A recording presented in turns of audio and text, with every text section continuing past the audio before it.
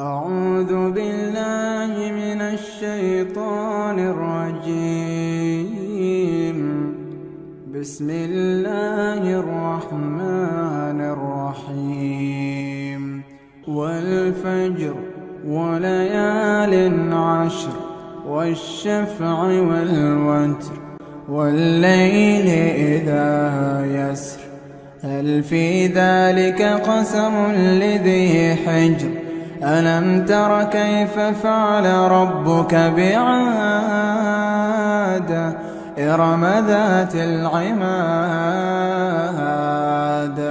التي لم يخلق مثلها في البلاد وثمود الذين جابوا الصخر بالواد وفرعون ذي الأوتاد